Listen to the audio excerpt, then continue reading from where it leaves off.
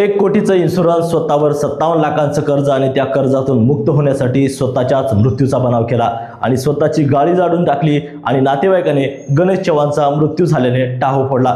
मात्र एक चूक आणि सर्व बनाव उघड झाला। 24 तासात आरोपीला अटक केली आणि त्यातून धक्कादायक माहिती समोर आली आहे। जळीत कार हत्याकांडाचं खरं वास्तव तुमच्या समोर सांगणार आहे। नमस्कार, मी सुनील आणि तुम्ही पाहतायत एकमत डिजिटल। घटना आहे 13 डिसेंबरच्या मध्यरात्रीची। औसा शहरालगत असलेल्या वानवडा रस्त्यावर एका जळीत कारचा थरारक व्हिडिओ पाहायला मिळाला आणि त्यात एका व्यक्तीला जिवंत जाळल्याची घटना जिल्हाभरच नव्हे तर राज्यात पसरली। सुरुवातीला काही आर्थिक व्यवहारातून किंवा अनैतिक संबंधातून ही हत्या झाल्याची घटना जी आहे ती प्राथमिक अंदाज वर्तवण्यात येत होता। मात्र पोलिसांची चक्र फिरली आणि भलतच समोर आलं। औसा शहरात राहणाऱ्या गणेश चव्हाण तरुणाची, हा तरुण चोलामंडल फायनान्समध्ये कंपनीत कामाला होता। या तरुणाच्या अंगावर 57 लाखाचं कर्ज होतं। गेल्या अनेक दिवसापासून कर्ज फेटत नसल्याने त्याच्या मनात अनेक वेळा स्वतःला संपवून घेण्याचं किंवा कोणाला तरी मारून टाकण्याचा विचार त्याच्या मनात सतत येत होता। कर्जाच्या टेन्शननं त्याला काय करावं काही सुचत नव्हतं। मग दिवस उजडला 13 डिसेंबर 2025चे। वेळ होती रात्री सुमारे 10 वाजण्याची। गणेश चव्हाण याला एक फोन येतो आणि तो गणेश चव्हाण घरातून गडबडीने बाहेर पडतो। औसा शहरातील याकतपूर रोडवर मित्राला आपल्या जवळील वस्तू देतो आणि परत घराकडे निघताना एका अनोळखी व्यक्तीने त्याला लिफ्ट मागितली। लिफ्ट मागणारा व्यक्ती वय वर्ष 50, नाव आहे गोविंद यादव। तो लिफ्ट मागताना दारूच्या नशेत होता। गणेश चव्हाणने त्याला लिफ्ट दिली आणि त्याच्या मनात लगेच 1 कोटी टर्म इन्शुरन्स डोळ्यासमोर आलं आणि त्याच्या मनात सगळा कट शिजला। मयत गोविंद यादवला विचारलं की तुला जेवण करायचंय का? त्यावर हो येताच त्याने औसा तुळजापूर रोडवरील एका हॉटेलवर जेवण्यासाठी गाडी वळवली आणि तेथून पार्सल घेतलं आणि औसापासून जवळच असलेल्या वानवडा गावच्या दिशेने गाडी वळवली। गोविंद यादव हा पूर्ण नशेत होता। त्याला अगोदर चिकन जेवायला दिले, मात्र पोटात दारू असल्याने तो तिथे झोपी गेला आणि त्याचाच फायदा आरोपी गणेश चव्हाणने घेतला।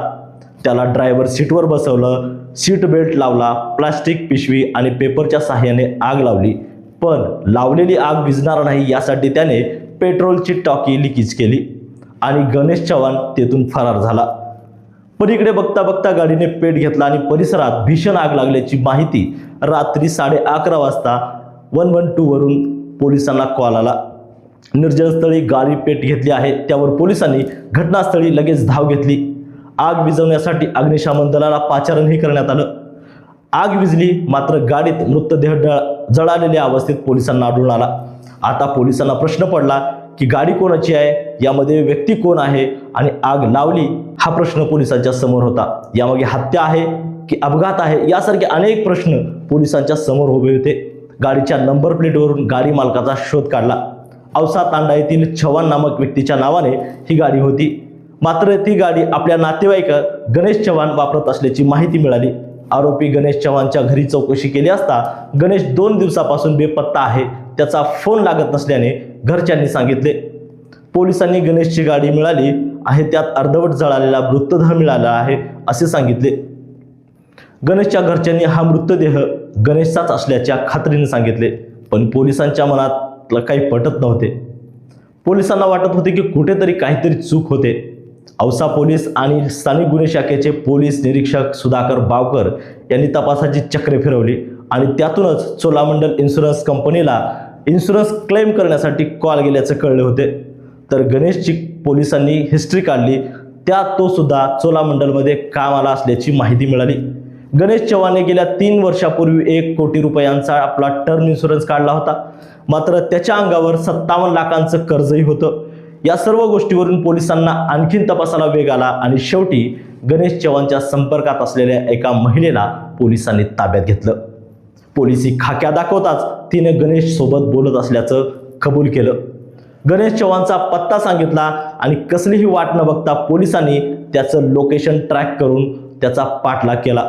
आधी कोल्हापूर, नंतर सिंधुदुर्ग आणि विजयदुर्ग असा त्याने प्रवास केला।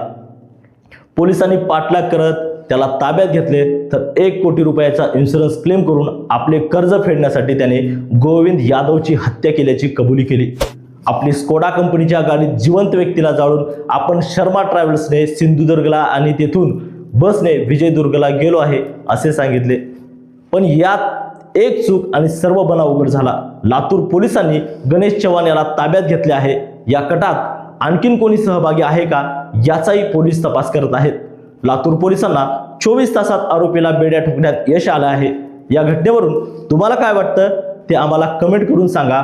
व्हिडिओ आवडल्यास लाईक करा, शेअर करा आणि सबस्क्राईब करा।